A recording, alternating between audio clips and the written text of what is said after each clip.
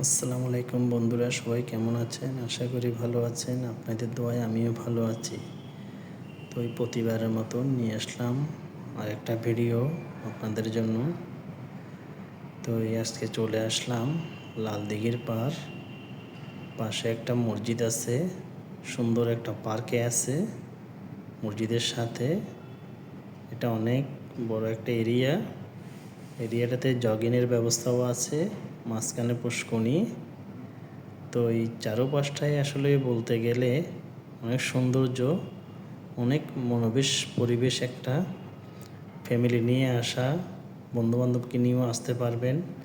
ছুটির পরে এখানে আড্ডা দেওয়া যায়, ঘোরার মতো একটা জায়গা।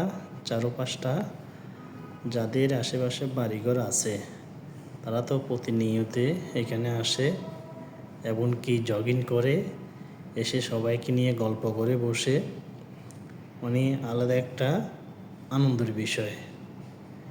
তো আসলে আমরা যারা আসি নাই বা যারা আসবো, তাইলে এই জায়গাটাতে অবশ্যই আসবো। আসলে ফ্যামিলি নিয়ে ঘুরতে আসবো, কারণ ফ্যামিলির মনটাও ভালো থাকবে, বাচ্চাদের মনও ভালো থাকবে। যারা আসেন তারা অবশ্যই ফ্যামিলিকে নিয়ে আসবেন, এমনকি এসে দেখে যাবেন। আসলে চারপাশটা বলতে গেলে অনেক সুন্দর।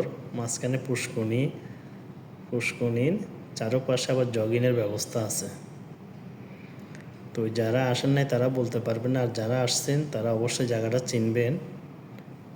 এটা চট্টগ্রাম লালদিঘির পাশে মসজিদ আছে, নামাজের ব্যবস্থা আছে।